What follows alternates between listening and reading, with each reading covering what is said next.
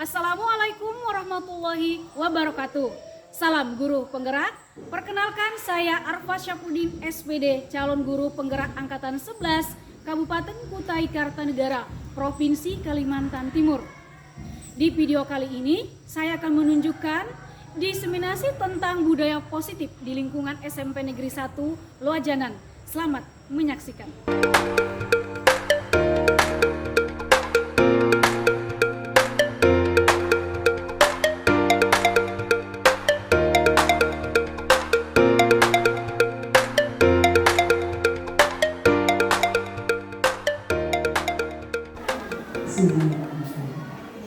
Assalamualaikum warahmatullahi wabarakatuh. Yang terhormat Bapak Kepala SMP Negeri 1 Loajanan, Haji Abdurrahman SAG MPD. Yang saya hormati Ibu Arfa Syafruddin SPD, calon guru penggerak angkatan 11 Kabupaten Kutai Kartanegara selaku narasumber. Yang saya hormati Bapak dan Ibu Dewan Guru serta staf tata usaha yang hadir pada hari ini. Bapak dan Ibu yang saya hormati, perkenalkan saya akan membacakan susunan acara pada pagi hari ini.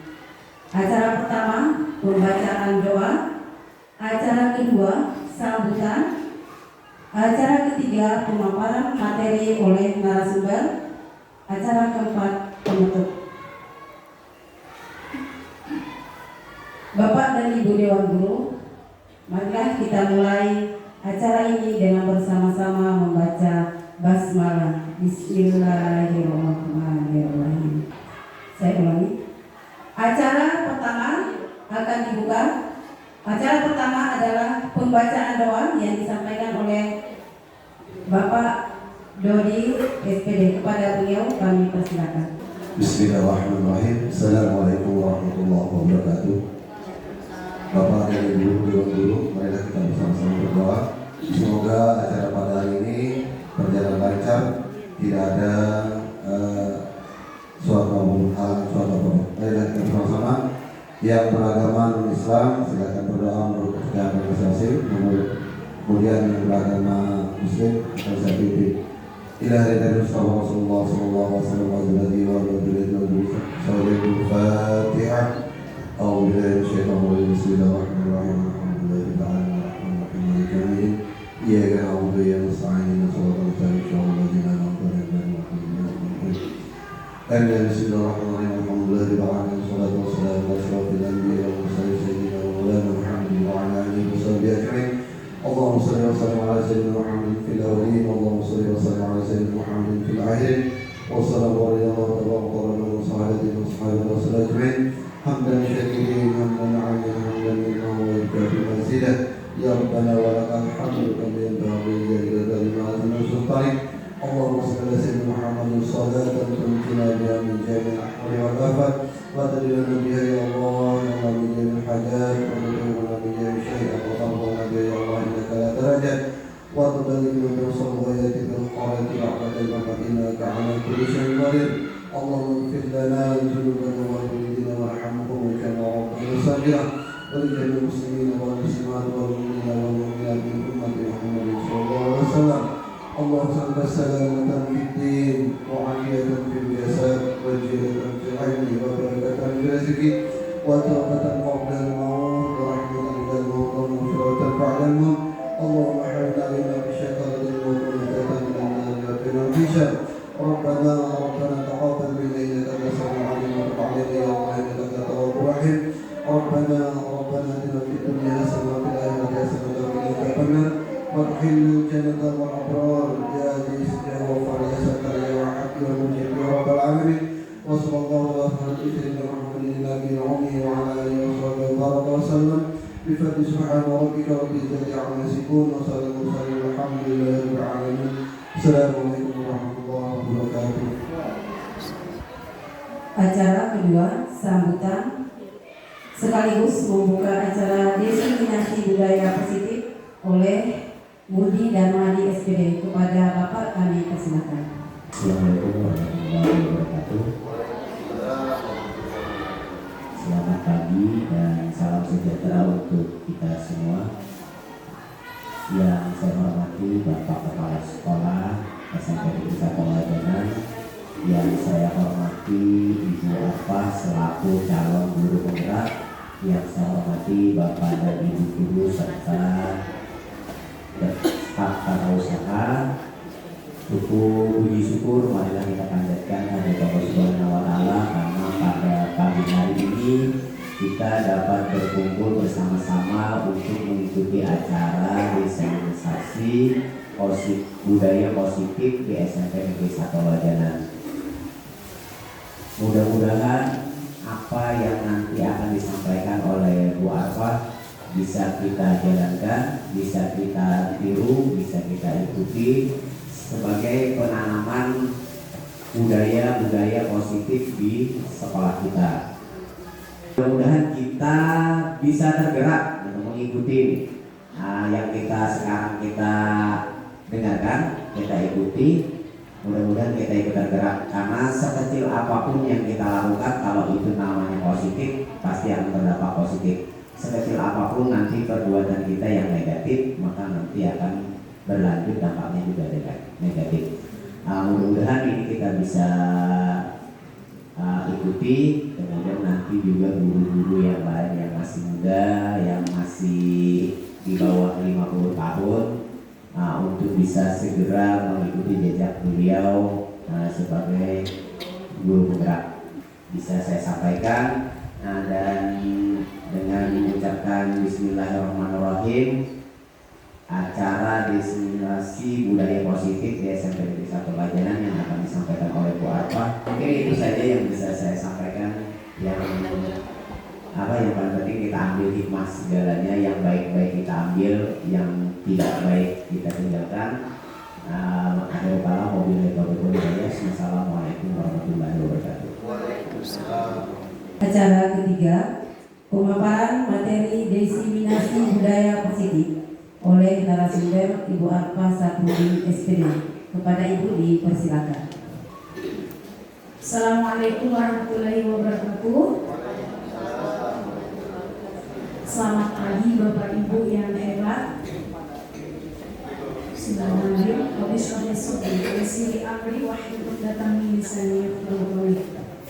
Baiklah Bapak Ibu, sebelumnya saya mengucapkan banyak terima kasih atas bisa meluangkan waktunya untuk dapat hadir dalam kegiatan diseminasi budaya positif di SMP Negeri 1 Lajanan. Ya, baiklah Bapak Ibu. Yang pertama saya sampaikan yang terhormat Bapak Haji Abdurrahman SPD MPD, yang terhormat Bapak Murni SPD, dan yang saya banggakan selalu guru-guru hebat SMP Negeri 1 Lajanan. Kita langsung masuk kepada materi. Sebelumnya saya sampaikan apa-apa yang akan saya sampaikan pada kegiatan diseminasi tentang budaya positif di SMP Negeri 1 Lajanan. Yang pertama, perubahan paradigma belajar, kemudian disiplin positif, kemudian teori motivasi perilaku manusia, kemudian keyakinan kelas, hukum dan penghargaan. Setelah itu, kebutuhan dasar manusia, posisi kontrol guru, kemudian yang terakhir segitiga restitusi. Nah, paradigma baru. Nah, di sini Bapak Ibu, di situ ada profil pelajar Pancasila. Nah, ini sejalan dengan kurikulum Merdeka yang kita lakukan sekarang, yang kita laksanakan di satuan pendidikan kita, terutama di SMP Negeri 1 Lajanan. Nah, di situ belajar dengan paradigma baru, dirancang berdasarkan prinsip berdiferensiasi sehingga setiap siswa belajar sesuai dengan kebutuhan dan tahap perkembangannya. Nah, itu maksud dari paradigma belajar tadi. Selanjutnya, pada pembelajaran paradigma baru, kerangka pengembangan pembelajaran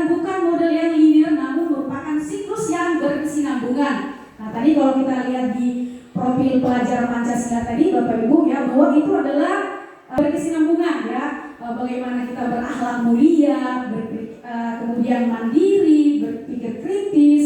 Nah itu masuk dari pembelajaran paradigma baru tadi. Nah inilah kita terapkan dalam kurikulum Merdeka tadi. Selanjutnya, Bapak Ibu di depan boleh diikuti Pak yang di tampilan layar ini, kegiatan kepalan tangan. Jadi di sini Bapak Ibu berpasang-pasangan. Ya. Berpasangan ada A dan B. Anda dan teman Anda sobeklah secari kertas kecil. Tuliskan benda atau sesuatu yang sangat berharga untuk Anda. Letakkan di salah satu tangan Anda dan genggam benda sesuai tersebut dengan segala daya. Buatlah sebuah kepalan. Lalu apa tugas B? Tugas B akan mencoba dengan sekuat tenaga dengan berbagai cara untuk meminta Anda memberikan benda tersebut. B bisa membujuk, mengancam, menghardik, merayu, menyuap, apa saja Anda dapat. Silakan Bapak Ibu, apa yang terjadi? Ya, tulis saja Bapak Ibu.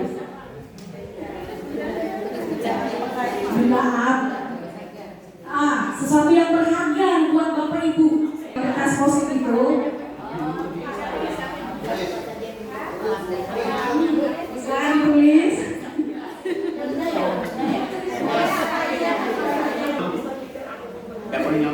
Ini kayaknya yang kuat banget. Bapak Ibu, kita jawabannya ada.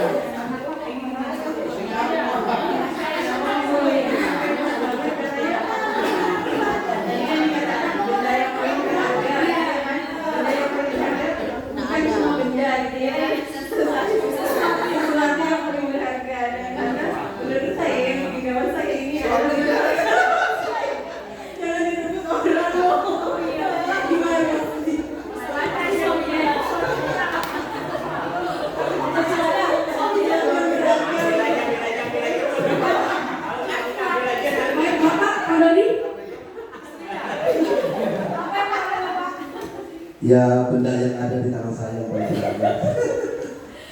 Nah itu kan di situ Pak, apa yang terjadi? Kenapa si kopi itu harus mempertahankan? Ya aku diambil orang. Karena Aku diambil. ya baik Bapak Ibu, Ibu genggam. Sesuatu yang Saya genggam dengan sekuat tenaga, mau dibujuk ke apapun, mau dibayar berapa, saya nggak buka, saya nggak mau kasihkan. Ya Bapak Ibu. Karena ini harapan saya.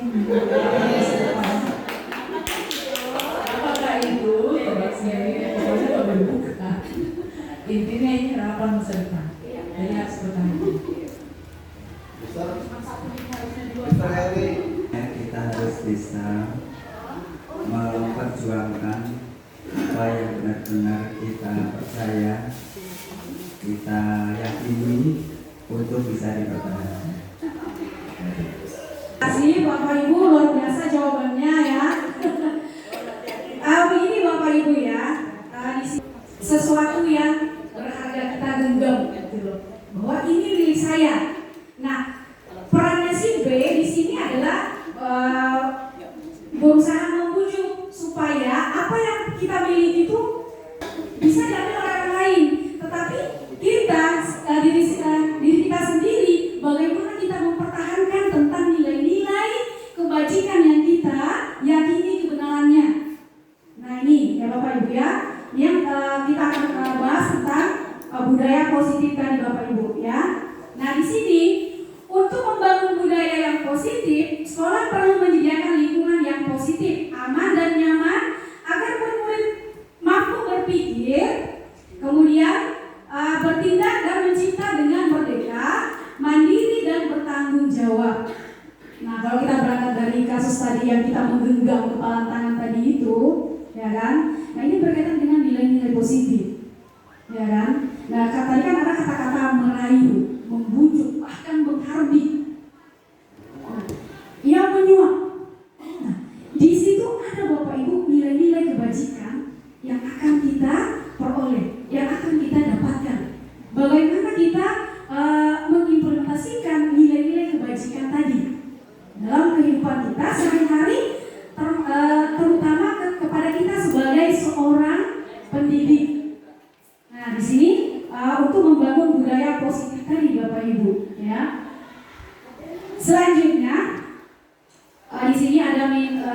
miskonsepsi tentang teori kontrol, ilusi guru mengontrol murid, ilusi bahwa semua perbuatan positif, efektif dan bermanfaat, ilusi bahwa kritik dan membuat rasa bersalah mampu menguatkan karakter. Lalu selanjutnya, ilusi bahwa orang dewasa berhak memaksa. Nah, seperti tadi yang Bapak Ibu genggam itu, teman-teman mau ngambil masalah apa sih? Nah, ini tadi ilusi bahwa orang dewasa berhak memaksa. Ya, selanjutnya di sini Bapak Ibu ya, ini penjelasan lebih luas tentang ilusi guru mengontrol murid. Pada dasarnya kita tidak dapat memaksa murid untuk berbuat sesuatu jika murid tersebut memilih untuk tidak melakukannya. Lalu selanjutnya, ilusi bahwa semua perbuatan positif, efektif dan bermanfaat, perbuatan positif atau bujukan, ya, bujukan adalah bentuk-bentuk kontrol tadi. Ya tadi yang kita bujukan, apa tadi itu, kita merayu atau bahkan menghardik. Nah, itu yang dimaksud dengan ilusi bahwa semua perbuatan positif, efektif dan bermanfaat, tergantung bagaimana kita menerapkan nilai-nilai dari kebajikan itu tadi. Nah, selanjutnya, ilusi bahwa kritik dan membuat orang merasa bersalah dapat menguatkan karakter. Nah, di sini menggunakan kritik dan rasa bersalah untuk mengontrol murid menuju pada identitas gagal. Nah, selanjutnya, ilusi bahwa orang dewasa memiliki hak untuk memaksa. Banyak orang dewasa yang percaya bahwa mereka memiliki tanggung jawab untuk membuat murid-murid berbuat hal-hal tertentu. Nah, selanjutnya, apapun yang dilakukan dapat diterima selama ada sebuah kemajuan berdasarkan sebuah pengukuran kinerja. Nah, di sini Bapak Ibu ya, bahwa ilusi bahwa orang dewasa memiliki hak untuk memaksa. Nah, terkadang kita di kelas, ya kan Bapak Ibu, secara tidak sengaja, terkadang kita memaksa murid misalnya, ya kan Bapak Ibu. Nah, ini salah satu dari teori kontrol, ilusi bahwa orang dewasa memiliki hak untuk memaksa. Nah, itu selanjutnya, bagaimana seorang bisa berubah dari paradigma stimulus respon kepada pendekatan teori kontrol. Nah, pada stimulus respon seolah-olah orang lain dapat kita kontrol.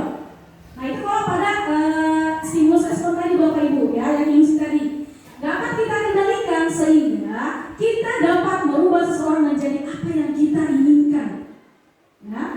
Tetapi pada teori kontrol sangat bertolak belakang. Sesuatu yang sedang kita kontrol sebetulnya tidak dapat kita kendalikan. Ini berdasarkan teori kontrol tadi Bapak Ibu. Ya, karena yang dapat mengontrol adalah dirinya sendiri, bukan orang lain. Nah, ini tadi yang di atas ya, dari seorang ilmuwan. Bila kita ingin membuat kemajuan pertahanan, sedikit-sedikit ubahlah sikap atau perilaku kita.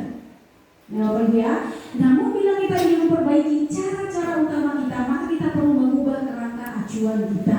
Jadi ini ada perbandingannya Bapak Ibu. Stimulus respon, ya. Kita mencoba mengubah orang agar berpandangan sama dengan kita. Lalu teori kontrol pilihan yang kita terapkan yang benar, yaitu kita berusaha memahami pandangan orang lain tentang dunia. Nah, selanjutnya, perilaku buruk dilihat sebagai suatu kesalahan, itu menurut stimulus respon. Lalu teori kontrolnya apa? Semua perilaku memiliki tujuan. Ya Bapak Ibu ya, jadi ketika anak kita melakukan kesalahan, kita cari tahu dulu kebenarannya, karena mereka melakukan itu yang sesuai dengan teori kontrol bahwa semua perilaku itu memiliki tujuan. Seperti itu Bapak Ibu. Selanjutnya, orang lain bisa mengontrol saya. Nah, itu kalau di stimulus respon. Kemudian hanya Anda yang bisa mengontrol diri Anda. Ya, selanjutnya, pelaksanaan ada pada saat bujukan gagal.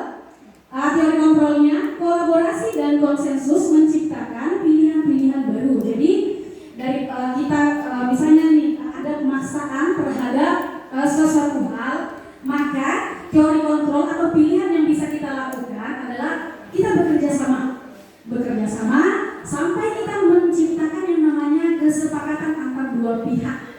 Nah, itu yang lebih baik untuk menciptakan pilihan-pilihan baru.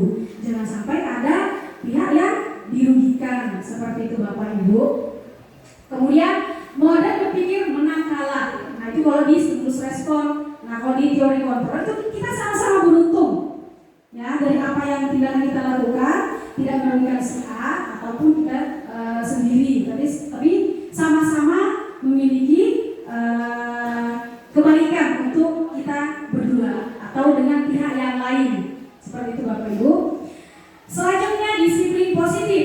Dalam budaya kita, makna kata disiplin telah berubah menjadi sesuatu yang dilakukan seseorang pada orang lain untuk mendapatkan kepatuhan. Kita cenderung menghubungkan kata disiplin dengan ketidaknyamanan. Nah, di sini merupakan salah satu pendekatan disiplin diri yang memampukan seseorang untuk mengontrol perilakunya dalam kesadaran dan bertanggung jawab atas tindakannya sebagai wujud menghormati diri sendiri dan orang lain. Nah, ini kalau kita menarik dari teori kontrol tadi.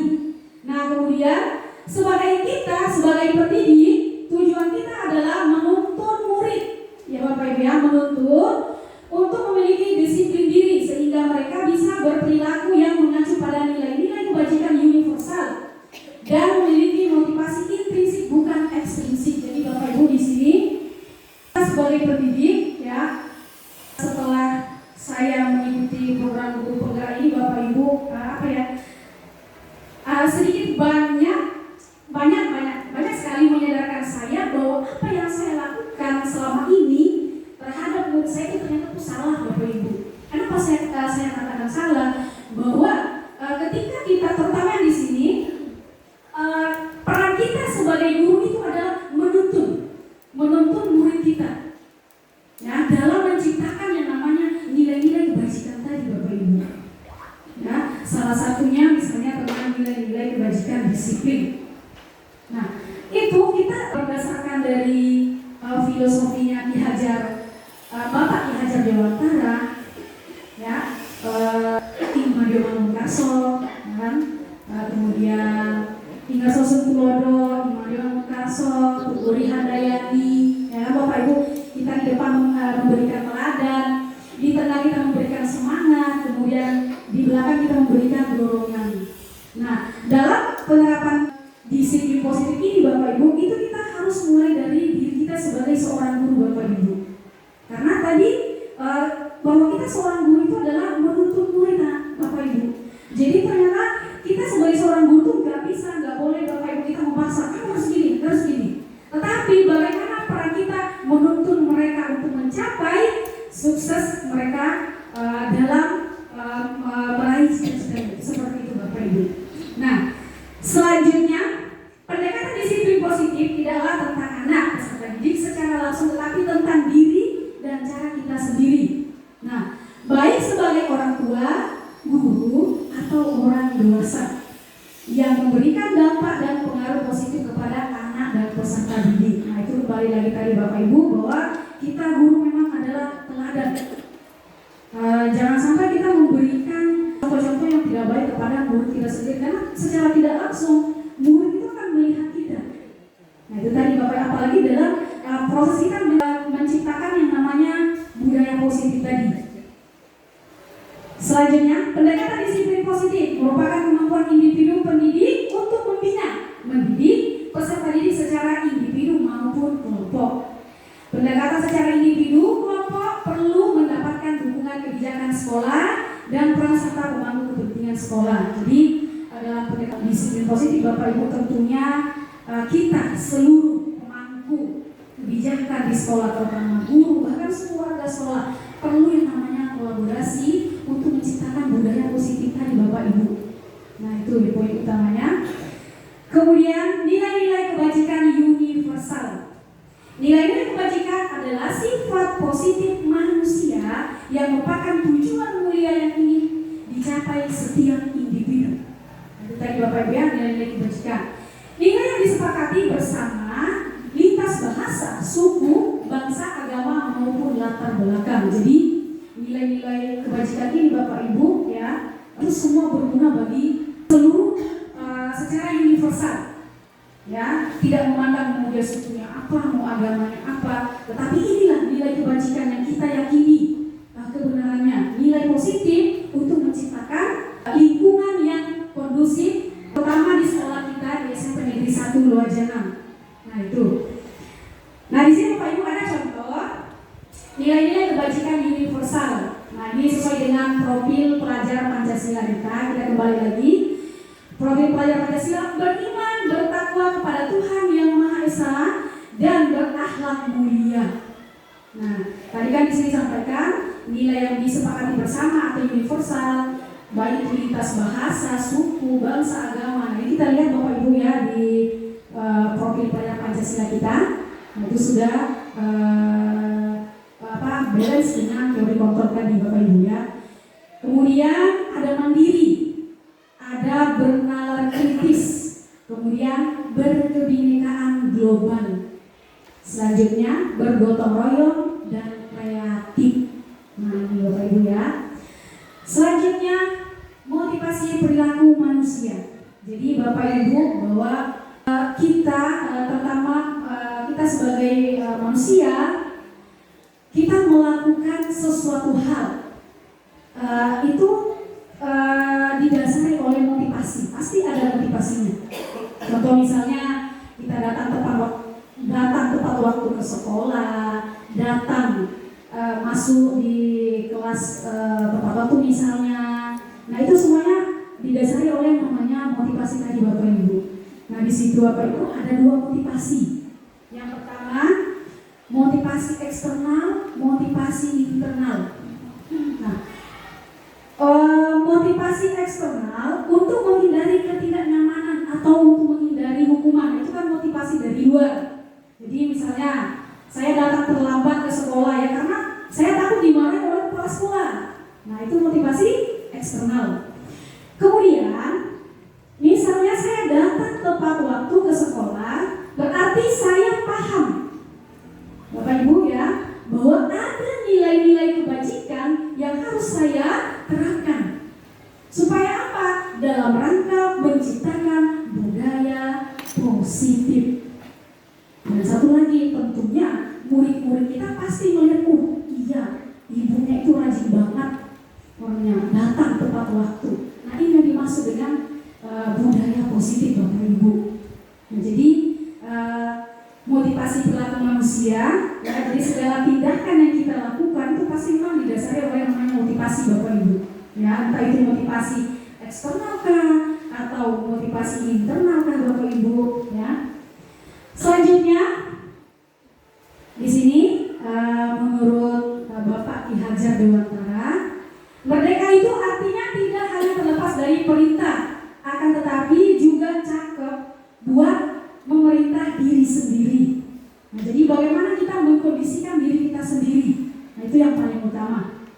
Selanjutnya, motivasi internal, menciptakan disiplin positif dan sikap merdeka. Selanjutnya, keyakinan kelas. Oh ya, sebentar dulu Bapak Ibu ya. Kita ice breaking dulu. Silakan Bapak Ibu berpasang-pasangan. Berpasang-pasangan. Yang tidak ada pasangan mungkin cari pasangan dulu deh. Kita berpasang-pasangan dulu. Bapak Ibu pandang tengahnya. Ya, saya sudah bilang Bapak Ibu sampaikan yang laki-laki sama laki-laki bersama perempuan atau tidak apa-apa. Ya, mungkin yang 3 orang boleh melihat. Kalau lihat Pak Sugi aja Pak. Kalau ini boleh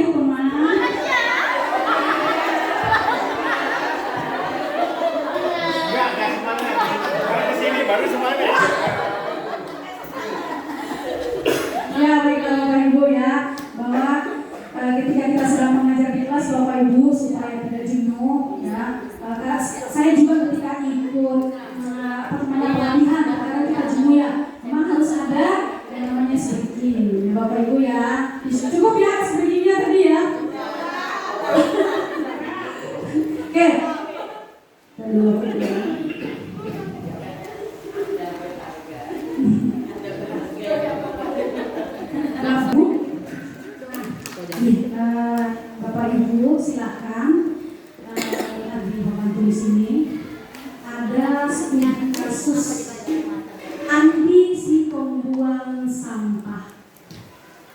Di situ di depan tulis sudah saya tulis jawaban nomor 1, nomor 2, nomor 3, nomor 4. Bapak Ibu amati kasusnya, lalu tuliskan jawabannya. Berarti kasusnya bagi kertas dulu. Ya, sekarang Bapak Ibu. Kelihatan ya Bapak Ibu ya? Hah, kelihatan? Ya, baiklah saya bacakan Bapak Ibu ya.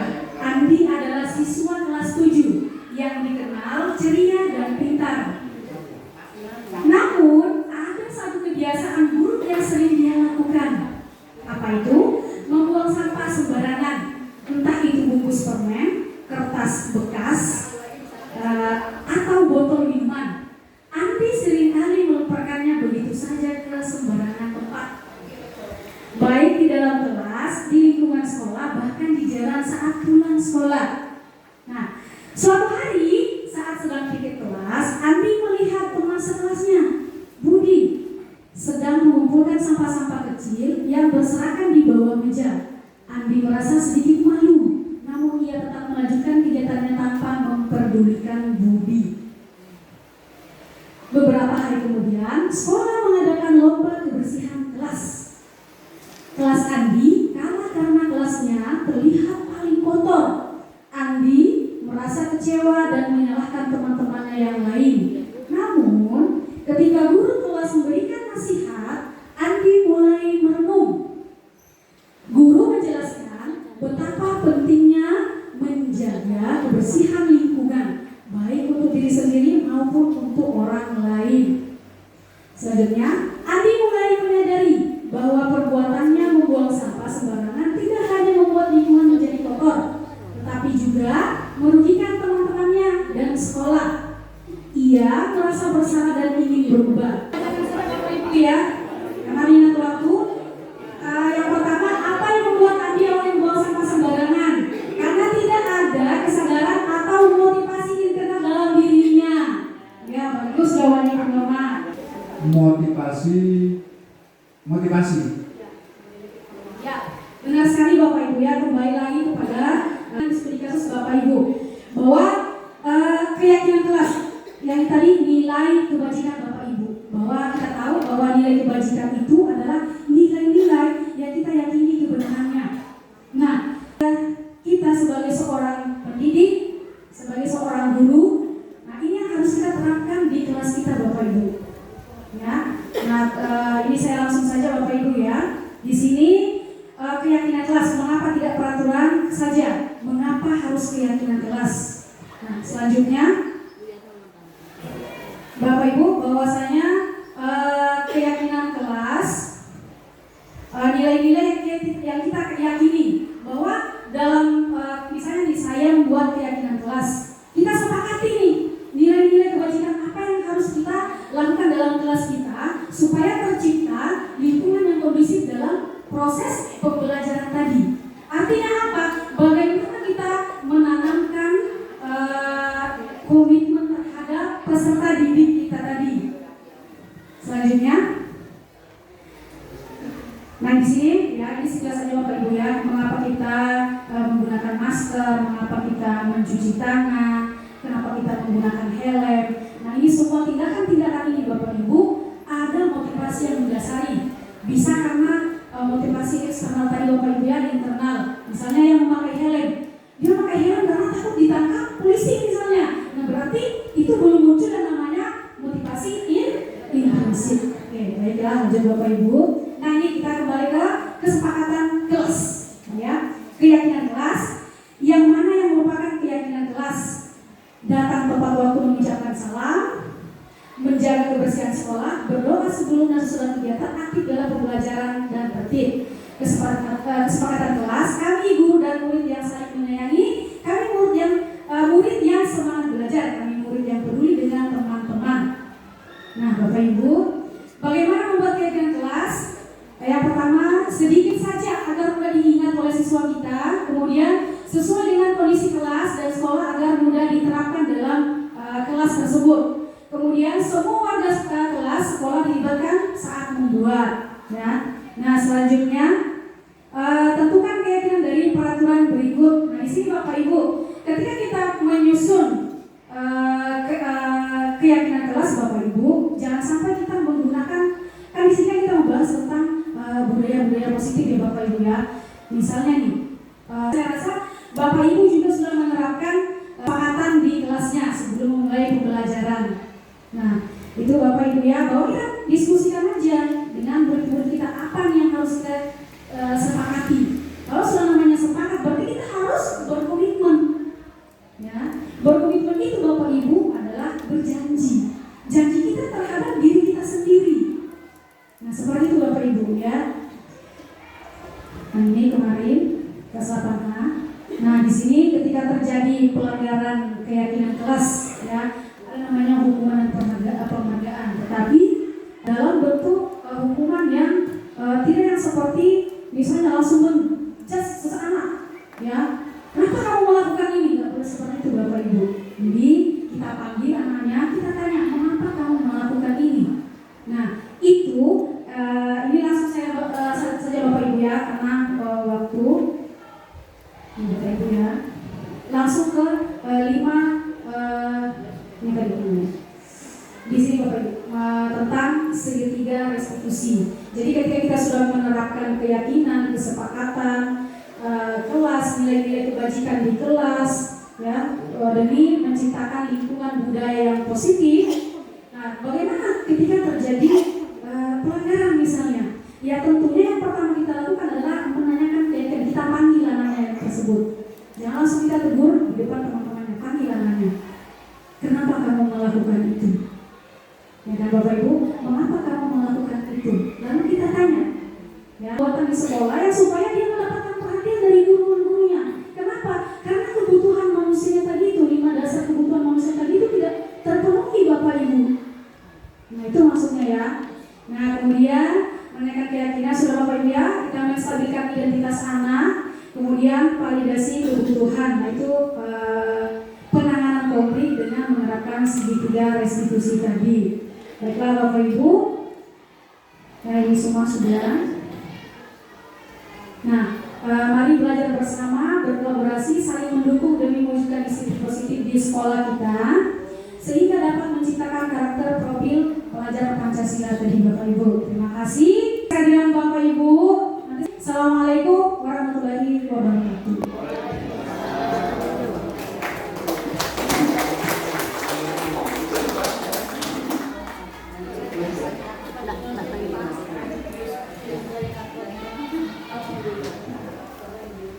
Demikian tadi pemaparan materi mengenai designasi budaya positif.